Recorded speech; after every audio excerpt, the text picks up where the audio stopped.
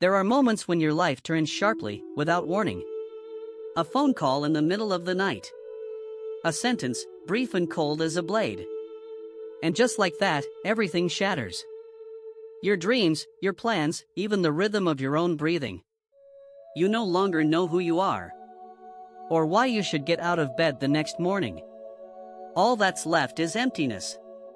And a slow, throbbing wound. As if the world itself has been drained of all color. That's when the journey begins. There are moments that can turn an entire life onto a different path. And that late-night phone call was my breaking point. The voice on the other end trembled, halting. But each word still landed in my ear like a heavy stone. Bad news. Brief, cold, stripping away the last trace of warmth from a room already steeped in darkness. I stood frozen in the shadows. Feeling as if I had been thrown from a cliff. Falling into an endless void. The next day, the sun still rose. But its light meant nothing. I went to work like a shadow. Smiling and speaking out of habit. Dodging my coworkers' curious questions. My fingers kept reaching for my phone without thinking. Waiting for a message I knew would never come. Everything familiar had turned strange. As if I were living inside a warped replica of the world I once knew. At night, I sat in my small room. The dim glow of my desk lamp spilling over old photographs. Some I couldn't bring myself to touch. Afraid that if I did, the memories would shatter into 1,000 razor-edged fragments. Cutting deeper into a heart already scarred. The steady ticking of the wall clock reminded me that time was moving forward. No matter how I stood still, trapped in an unending grief. Friends told me to be strong. They didn't know that the only strength I had left was just enough to wake up, get dressed, and keep pretending I was okay. The shock hadn't just taken someone away. It had stolen the very meaning of my existence. I knew I was surviving, but I was no longer living. And from that depth, that dark, hollow bottom, I began a journey I never imagined I would have to take. From that depth, I began a long stretch of days battling with myself. At first, I chose the simplest way. Filling the emptiness with work. I took on extra projects. Worked late into the night. Forcing myself to have no time to think. But the pain didn't disappear. It only crept into the quiet moments. Surging unexpectedly as I waited for the elevator. Or stared out a window. Once, a coworker invited me to get away for a few days. At first, I refused. The thought of leaving the city, the place I was clinging to, made me uneasy. But then, on a rainy night, I realized I was too exhausted to face the same four walls any longer. I said yes. Not because I wanted to, but because I had nothing left to lose. That trip took me to a strange, beautiful place, where mountains embraced the clouds, and winding roads led into small villages. There, I met people who knew nothing of my past. And, strangely, they still smiled at me. Still asked how I was. With a simple, genuine concern. An old woman selling sweet tea by the roadside told me about her son who had left years ago. Her voice carried no sadness, only the lightness of someone who had accepted it as a part of life. I began noticing things I had once ignored. The smell of freshly grilled corn.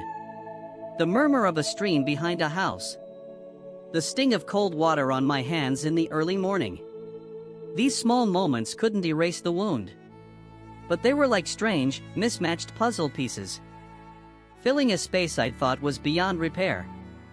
Still, the conflict inside me simmered. One part of me wanted to let go of the past and move forward. Another part feared that forgetting would be a betrayal to the memories and the person I had lost. I walked between two worlds. One heavy with memory, the other threaded with fragile strands of light. Slipping slowly in. I didn't yet know which one I would choose. But the trip had opened a door. One I had never been brave enough to see before. That morning, I woke earlier than usual. Mist still clung to the mountain slopes, and the sharp chill in the air made me shiver. I stepped out onto the porch, sat in the old wooden chair, and suddenly heard children laughing down by the small slope. Their laughter rang out bright and pure, as if the world had never known loss. I looked over and saw a little girl running unsteadily, then tumbling face first to the ground. I flinched, ready to run to her. But she just laughed, stood up on her own, brushed the dust from her pants, and kept playing. That image touched something deep inside me. Not because I didn't know people could get back up after falling, but because I had forgotten what it felt like when that strength belonged to me. I thought of the story the old woman selling tea had told me the day before. She had lost her son, yet still lived each day fully. Not because she had forgotten, but because she had chosen to accept. And I realized, some wounds don't need to be healed by disappearing. They can become part of you, like the grain in wood after rain, soaked through, yet still beautiful in their own way. The morning light began to slip through the clouds, pouring over the rooftops, painting warm golden streaks across the ground. I sat still, and for the first time in months, I truly breathed. Not the shallow kind meant only to survive, but a breath drawn in, released, and felt in every inch of my chest. That moment didn't erase my grief, but it gave me a new truth. Loss doesn't end the story. It only opens another chapter. One where I can still love, still live, even with an empty space I'll carry forever. And for the first time, I was no longer afraid to move forward. I returned to the city on a late afternoon. The familiar streets were still crowded, the car horns still drowning out every other sound. But I noticed my heartbeat no longer strained to match the rush around me. Perhaps, after my days in the mountains, I had learned how to keep a quiet space inside myself. The old room greeted me with the smell of dampness, and objects still in their places. The wooden desk, the picture frame, the half-filled notebook. I stood for a moment before the photograph I had avoided for so long. This time, I didn't turn away. I sat down, placed it before me, and smiled softly. Not because the pain had vanished, but because I knew I was strong enough now to look straight at it. In the days that followed, I began reaching out to a few old friends. We met at familiar cafes, talked about small, aimless things, with silences that didn't feel forced. I visited my family more often, listened to their stories, and felt the warmth in things I once thought were insignificant. Work stayed the same, but the way I worked had changed. I no longer used it as a shield, but as a way to truly contribute. I stopped when I felt tired, allowing myself to rest without guilt. Every night, I opened the window and let the night wind slip inside. This city, once a place I felt trapped, was now a place I chose to stay. Not because I had forgotten the mountains, but because I knew any place could be home if I carried peace back with me. Coming back didn't mean returning to who I was before. I was different now. Enough to keep living, yet still enough to never forget what I had lost. And to me, that was the only way to move forward, without losing myself. I began to slow my life down, but not in the way of giving up. Each morning, I spent a few minutes by the window, watching the sun rise behind the buildings, its light shattering on the glass like pieces of golden fragments. I drank my coffee without rushing, letting the aroma seep into every breath. Some days, I simply walked around the park, listening to the rustle of leaves, and realizing that life was still moving forward, with all its quietly precious normalcy. I also started a small project I had long kept in my mind. A photo book capturing everyday moments.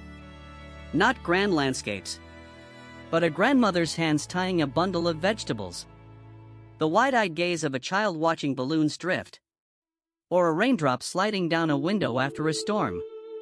I wanted to preserve the things I had once overlooked, as a reminder that beauty is always there, if only I'm willing to see it. Sometimes, the old memories still return, especially on quiet nights. But instead of letting them pull me under, I smile and accept them as part of me. Loss is no longer a pit I fall into. It has become the ground I stand on more firmly. I've learned to love what I have, without fearing its absence. I cherish the people beside me. Say thank you when I can. And don't hold back from saying I miss you when I truly feel it.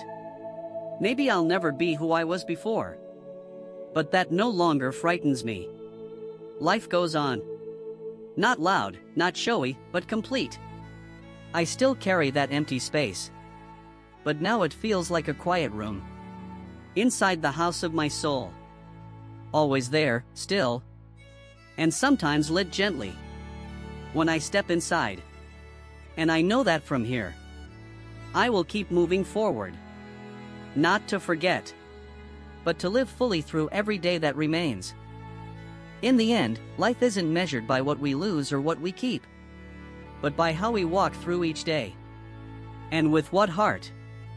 I once believed that shock was the end of everything. Now I understand it simply forced me to live more honestly, to look deeper into the meaning of every moment. The loss is still there, a permanent crease in the story of my life. But it's no longer a period. It's a comma. So I can keep writing. If you, too, are lost in the midst of pain, remember, no one is asking you to forget. Let yourself grieve. Let the memories stay. But also, leave a small crack in the door for the light to come through. Because sometimes, one single beam is enough to lead you out of the dark. We never walk away from loss as the same person we were before. But maybe that's the point. So we can learn to love more deeply, live more fully, and be more grateful for every single day we have left.